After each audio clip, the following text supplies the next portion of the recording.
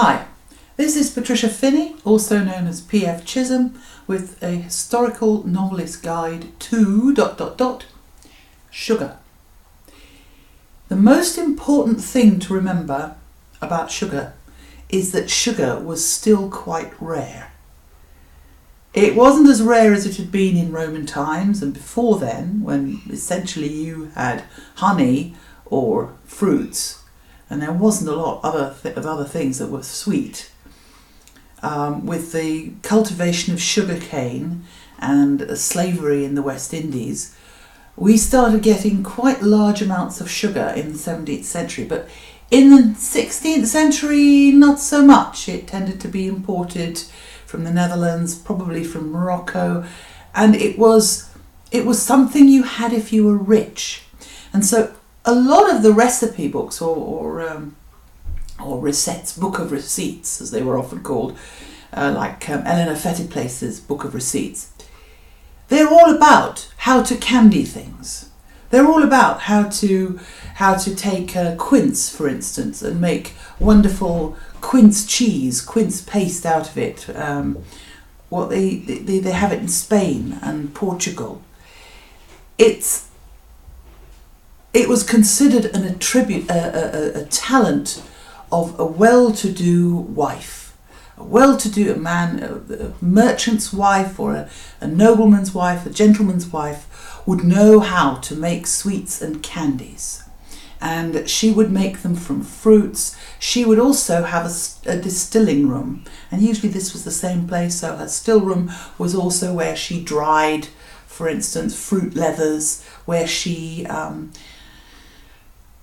made marmaladas, which were quince pastes of various sorts, where she made jam, where she made all sorts of things that we now buy in a shop. And this was a sign of your wealth and your status, that you could afford actual sugar. And most people couldn't. So most people didn't eat the stuff. Most people did not have holes in their teeth from sugar.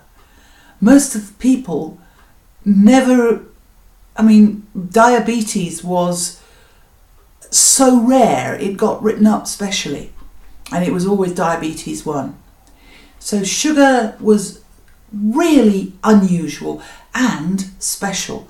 So you would perhaps, if you were lucky enough to be invited to your lord's house for a Christmas or Easter, you would expect to find lots of exciting sugary things.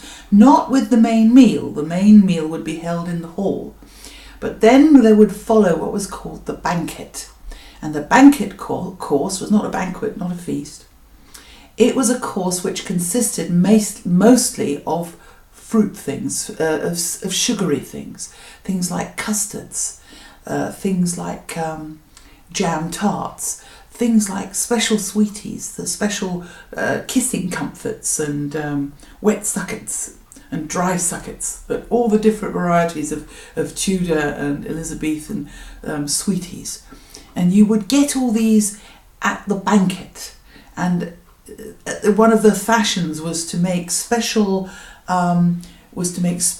plates and bowls out of sugar, out of gum dragon and sugar.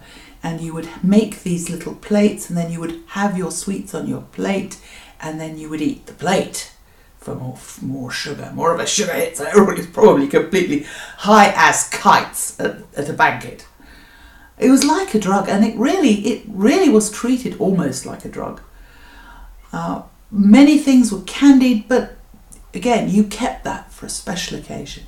Most of the time, most people did not eat sugar at all. Yes, they had problems with their teeth, but usually caused by grain and their teeth wearing down.